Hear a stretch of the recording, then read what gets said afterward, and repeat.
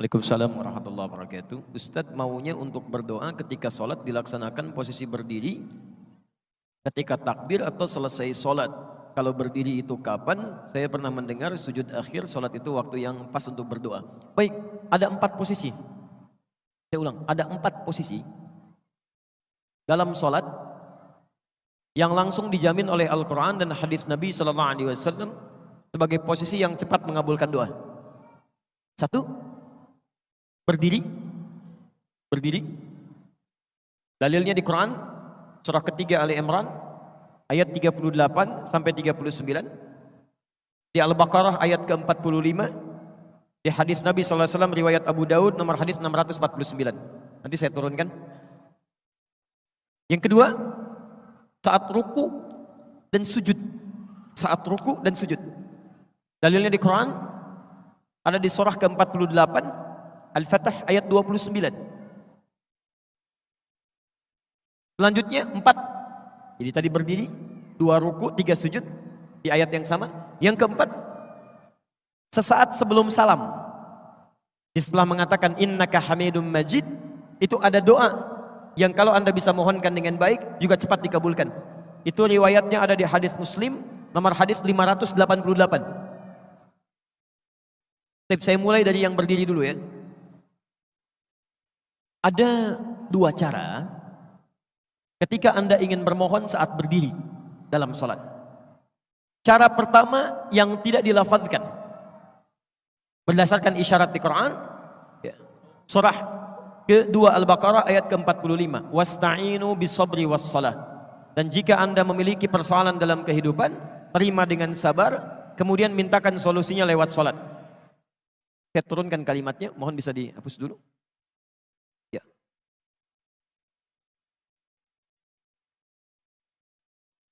Lihat sini ya, saya berikan gambaran secara lafadznya.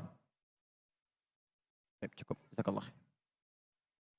Saya turunkan Quran surah kedua ayat ke-45. Posisi paling kanan di pertengahan, gak sedikit ke bawah. Wasta'inu.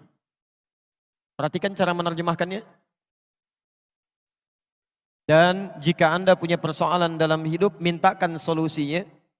Pertama, bis-sabri, dengan sabar. Jadi jangan mengeluh. Jangan mengeluh. Lalu kemudian terima dulu dengan sabar. Lalu tunaikan salat, wassalah. Minta dalam salat. Dijelaskan di hadis kapan mintanya? Kapan mintanya? Di hadis Abu Daud nomor hadis 649. Lihat, fokus. Perintah Qur'annya wasta'inu, dan mohonkan kepada Allah. Kalau Anda ingin robah kalimat wasta'inu menjadi bentuk permintaan, kita yang minta, maka dalam bahasa Arab kalimatnya akan berubah dari ista'inu menjadi nasta'in. Saya turunkan. Nasta'in.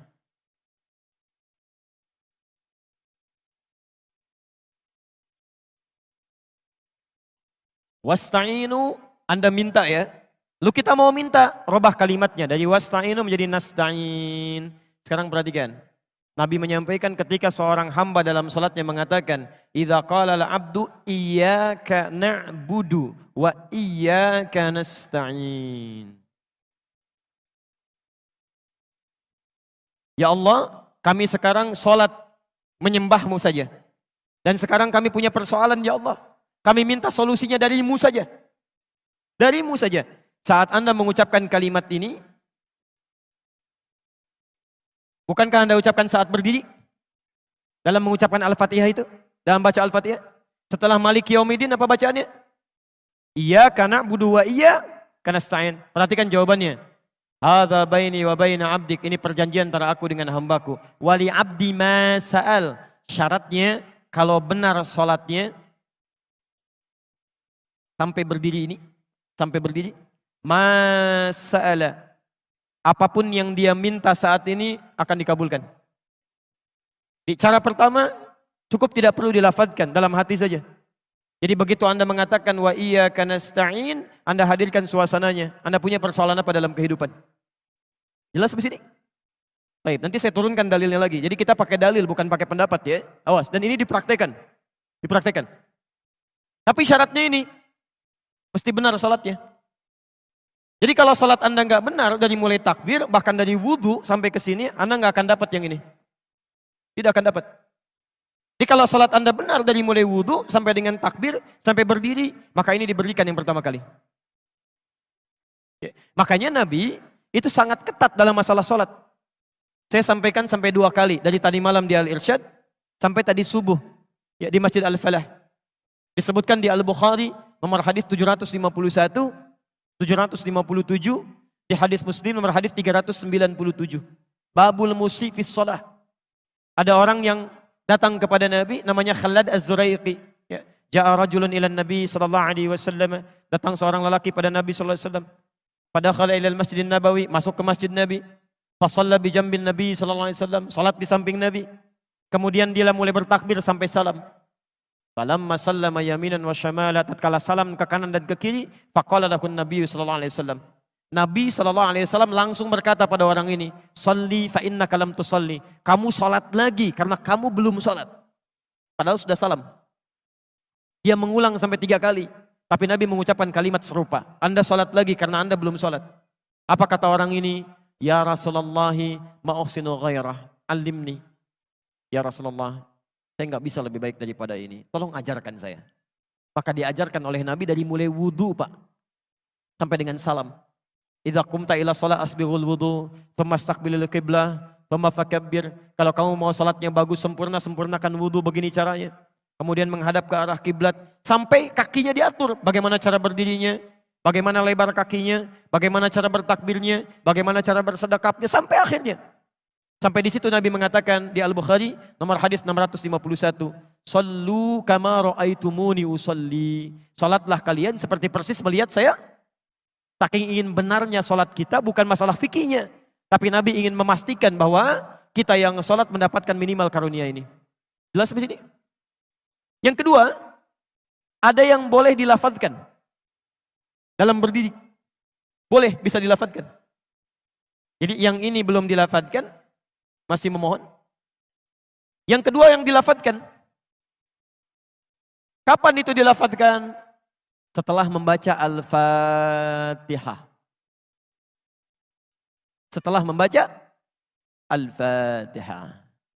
Antum kalau selesai baca Al-Fatihah dalam sholat baca apa? Halo? Jangan katakan wallahu alam, enggak ada. Waladhdallin, wallahu alam, enggak ada. Baik, setelah baca Al-Fatihah baca apa? Surah. Baik. Surah itu dari mulai Al-Fatihah sampai dengan An-Nas tidaklah diturunkan oleh Allah. Tidak diturunkan oleh Allah sebagai Al-Quran itu untuk sekedar dibaca, bukan. Saat pertama kali diturunkan oleh Allah, itu disebut langsung oleh Quran dengan nama Hudan. Quran, surah kedua ayat 185. Posisi paling kiri di pertengahan. Syahrul Ramadan alladzi unzila fihi al-Quran Hudan linnas. Hudan. Artinya bisa petunjuk, bisa solusi dari berbagai masalah, bisa hal yang memudahkan dalam kehidupan. Itu Hudan. Lihat kalimatnya, lihat. Isi Quran itu dari Al-Fatihah sampai dengan An-Nas. Allah menyampaikan tuh Hudan linnas, solusi dari setiap persoalan hidup yang dialami oleh manusia. Jadi kalau ada manusia walaupun dia tidak beriman, dia belajar Quran, bisa mendapatkan bagian kemudahan dalam hidupnya. Makanya saking sayangnya Allah pada orang beriman, dipaksa oleh Allah dalam tanda petik, supaya dia mendapatkan hudan. Solusi kemudahan dalam hidupnya. Bagaimana caranya? Dipindahkan ayatnya ke Al-Baqarah ayat 2 sampai 3. Posisi paling kiri dari atas sampai ke tengah. Dzalikal kitabu la raiba fi hudal lil muttaqin. Siapa muttaqin ini? Apa amalannya? Ayat 3-nya. Alladzina yu'minuna bil ghaib wa yuqimunas shalah. Diminta oleh Allah menunaikan salat ini supaya mendapatkan hudan. Bagaimana cara mendapatkannya? Ini sebetulnya poinnya. Jadi antum setelah membaca Al-Fatihah, seharusnya antum mencari surat-surat yang dibacakan sesuai dengan kebutuhan antum. Cari ayat-ayat yang sesuai dengan kebutuhan kita. Karena dari Al-Fatihah sampai dengan An-Nas itu semua berisi kebutuhan kita. Saya baca cepat ya. Tapi nggak usah ditulis. Saya ulangi, tidak usah ditulis. Ya, saya bacakan saja. Misal, sebelum lahir, tadi kan ikhtiarnya Quran surah kedua Quran surah ketiga ayat 38 sampai 39. Keadaannya Quran surah 19 ayat kedua sampai dengan ayat ke-11-nya. Begitu dia mulai mengandung, bagaimana kandungannya supaya baik, Quran surah ke-7 ayat ke-189. Begitu dilahirkan, bagaimana supaya ASInya mengalir lancar, anaknya tumbuh menjadi anak yang soleh, Quran surah kedua ayat 233. Begitu usia 2 tahun ke atas, dia mulai belajar bagaimana supaya dekat dengan Allah, baik dengan orang tuanya, baik dengan tetangganya, Quran surah ke-31 ayat 13 sampai dengan ayat 19-nya. Kemudian dia mulai belajar supaya cepat menangkap pelajarannya, Quran surah 9 ayat 122. Supaya meningkat prestasinya, Quran surah 58 ayat yang ke-11. Kemudian dia mulai meningkat lagi pendidikannya, mulai mendapatkan teman-teman bergaul. Bagaimana supaya tidak bisa merubah keadaannya, supaya lebih dekat dengan Allah, tidak terjebak dalam pergaulan bebas. Quran surah ke-49 ayat ke-13-nya. Ada yang serius datang mau melamar, bagaimana menyikapinya? Quran surah ke-4 ayat yang ke-4. Terjadi pernikahan, Quran surah 30 ayat ke-21. Setelah menikah bagaimana membagi tugasnya, supaya tidak gelisah dalam pembagian tugas, tidak saling menyingkirkan satu dengan yang lainnya. Quran surah ke-4 ayat 34. Setelah dia menikah, suami mulai mencari nafkah. Bagaimana cara bekerjanya? Yang standar ada di Quran surah kedua ayat 168. Kalau mendapatkan ingin yang lebih mudah lagi, Quran surah kedua ayat 172. Kalau belum berangkat, rizkinya sudah menunggu dia, Quran surah 7 ayat ke-96-nya. Kemudian dalam bekerja ini tidak mudah. Istri harus merawat anaknya, merawat rumah tangga. Kadang-kadang anaknya sulit diatur, mengatakan pada perintah ibunya, mengatasinya Quran surah ke-17 ayat ke-23. Itu dua-duanya sama-sama capek. Jangan dikira yang pergi ke kantor saja. Ibu pun merawat anak juga kadang-kadang ada rasa lelah. Bagaimana mengatasinya? Kalau lelah-lelah sedikit, itu ada di Quran surah ke-26 ayat ke-80. Kalau sudah mulai menjadi penyakit, bahkan kata dokter nggak ada obatnya, bagi Allah nggak ada yang mustahil. Quran surah ke-21 ayat 83 sampai dengan 84. Kadang-kadang Anda yang bekerja, ada orang yang tidak suka dengan Anda. Ada yang usil, ingin menyingkirkan Anda, menyungkurkan Anda. Ada perlindungan dari Allah di Quran surah ke-17 ayat 79 sampai dengan 81. Kalau ada yang membuat diri Anda tersesat, sampai mengatakan, ya Allah kenapa dia begini ya Allah, apa enggak ada solusinya? Selalu ada. Amalkan di Quran surah ke-21 ayat 87 sampai dengan ayat ke-88-nya. Sampai Anda beraktivitas lagi, mendapatkan kesenangan hidup, harta mulai melimpah, Masya Allah, rumah semakin luas, syukuri itu semua dengan mengamalkan tuntunan di Quran surah ke-14 ayat yang ke-7-nya. Tapi ketika datang ujian, tingkat ujian bisa macam-macam. Ada yang ringan, yang menengah, kemudian yang kuat. Pelajari itu supaya siap menghadapinya. Di Quran surah kedua ayat 214. Solusinya di Quran surah ketiga ayat 142. Cara sabarnya di Quran surah kedua ayat 155 sampai 157. Sampai Anda terus berkembang, usia 40 tahun, orang tua masih ada, ingin berbakti pada orang tua, ada di Quran surah ke-46 ayat yang ke-15-nya. Sampai kemudian Anda semakin sepuh mengatakan, ya Allah, apakah saya akan hidup untuk selamanya? Tidak. Satu saat kamu akan meninggal. Bagaimana cara meninggalnya ya Allah? Kamu akan kedatangan maut di Quran surah ketiga ayat 185. Maut itu datang lewat malaikat yang diutus. Quran surah 32 ayat yang ke-11. Bagaimana cara diambilnya ya Allah? Kalau kamu ingin tenang diambilnya, kerjakan amal soleh. Maka kamu akan dipanggil dengan kalimat yang menenangkan. Ya ayyatuhan nafsul mutmainnah. Quran surah 89 ayat 27 sampai dengan ayat 30. Tapi kalau kamu banyak amal salah, tidak ada amal soleh, maka panggilannya akan sedikit menegangkan. Quran surah ke-8 ayat ke-50 sambil dipukulin malaikat. Ya Allah, saya telah mengalami malam pertama di alam dunia. Bagaimana malam pertama di alam kubur? Apakah menyenangkan atau ada persoalan? Kalau ingin senang, Quran surah ke-3 ayat 169 sampai 172. Kalau kamu ingin sedikit menegangkan sambil ditampakkan neraka jahanam dari mulai pagi sampai dengan sore, boleh. Ada di Quran surah ke-40 ayat 46 sampai dengan 47-nya. Ya Allah, bagaimana suasana hisab? Apakah menyenangkan atau tidak? Kalau kamu ingin masuk surga tanpa hisab, langsung masuk mendapatkan berita gembira surga, ada amalannya di Quran surah kedua ayat 25. Tapi kalau kamu misalnya banyak amal salahnya, mengabaikan perintah Allah, bahkan kamu bisa masuk neraka tanpa hisab. Ada di Quran surah ke-18 ayat 100 sampai dengan 101-nya. Ya Allah, bagaimana suasana surga nanti ya Allah? Ayo kerjakan amal soleh. Ada surga bersama Rasulullah tingkat yang paling tinggi. Amalan di Quran surah ketiga ayat 31. Quran surah 59 ayat yang ke-7. Quran surah 33 ayat 21. Ada surga yang di taman surga yang memberikan langsung Allah, bisa melihat Allah tanpa hijab. Quran surah 75 ayat 22 sampai dengan ayat 23. Ada amalannya di Quran surah ke-51 ayat 15 sampai dengan ayat 23. Ada ada surga seluas langit dan bumi. Kemanapun kamu beraktivitas tidak akan pernah menemukan ujungnya. Quran surah ketiga ayat 133 sampai dengan 134. Ada semua. Ada semua. Jadi Anda punya masalah apapun, ayatnya ada di Quran. Jadi begitu mengatakan waladhdallin, cari ayat yang sesuai dengan kebutuhan Anda. Mintakan, boleh dilafadzkan. Masalahnya Ustadz, saya nggak hafal ayatnya. Jadi yang dibaca dari subuh sampai isya, An-Nas lagi. Minal jinnati. Dan dikabulkan oleh Allah. Mimpinya ketemu jin terus gitu kan. Itu yang boleh dilafadzkan. Tapi ini saya mohon maaf kalau tadi agak cepat ya, makanya saya katakan jangan ditulis.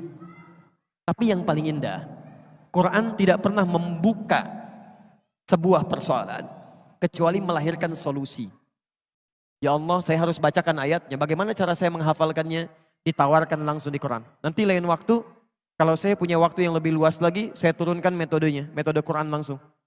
Kata Allah, saya akan berikan jaminan kepadamu untuk mudah menghafalkan Qurannya. Bahkan disebutkan 4 kali di satu surah.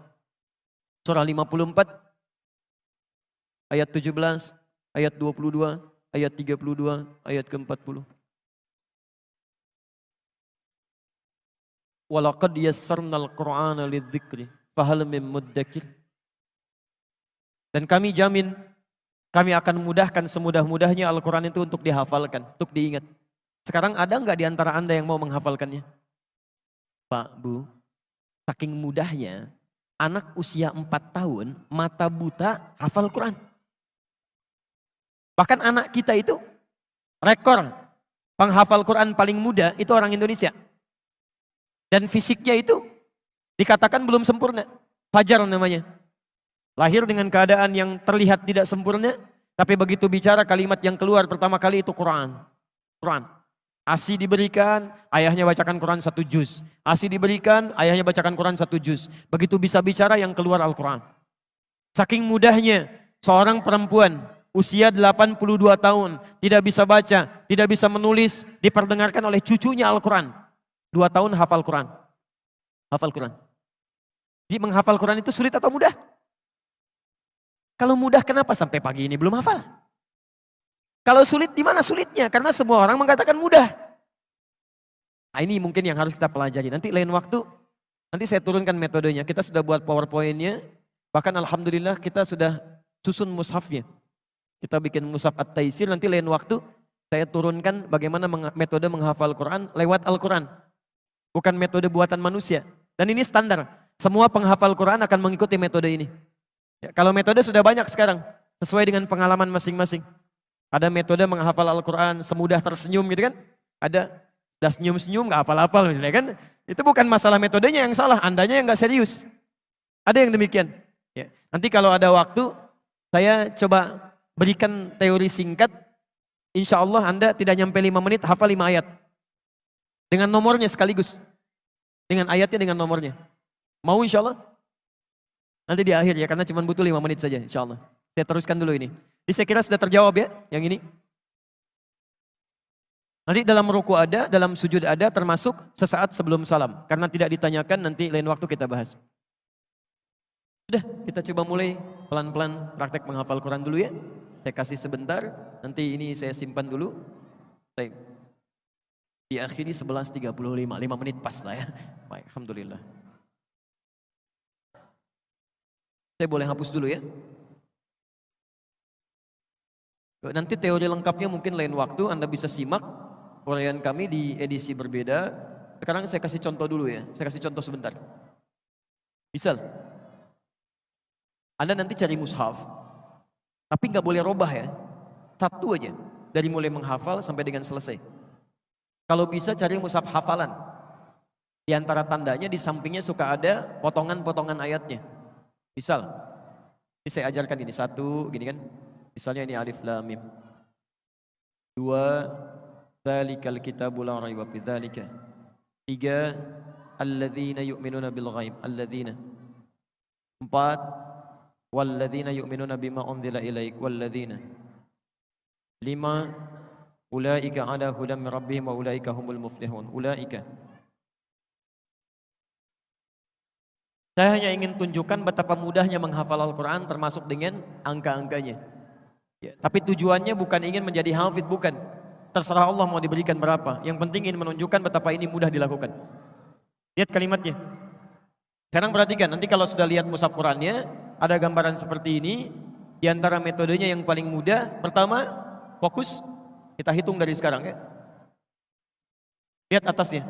Nomor 1 apa? Saya ulang. Apa nomor 1? Alif Lam Mim. Baik, kita ucapkan sama-sama. Nomor 1 apa?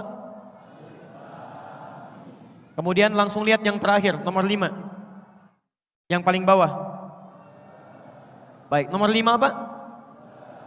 Nanti biasakan begini ya, begitu pindah halaman, lihat yang pertama, lihat yang paling bawah. Maka sisanya yang tengah-tengahnya. Baik, 1 apa? 5? 5 apa? 1 apa? Sekarang lihat yang mirip. 3 alladzina. 3 apa? 4 tinggal pakai wawu, walladzina. 4 apa? Baik. 3 apa? 4 apa? 5? 1? Ulang. 3 alladzina. 4? 5? 1? 4? 3? 5? 1? Tinggal yang kedua. Balika. 2 apa? 3 apa? 4 apa? 5 apa? 1 apa? Saya ulang. 1 2 3 4 5 3 2. Sekarang saya hapus dulu. Ini apa? Bukan, ini kosong, gak ada apa-apa. Bisa. Tapi karena Anda sudah tervisualisasi dengan nomor-nomor ini, angka-angka ini, otomatis begitu melihat angka, Quran yang muncul di benak Anda. Nanti kemanapun ditanya akan indah, semuanya Quran.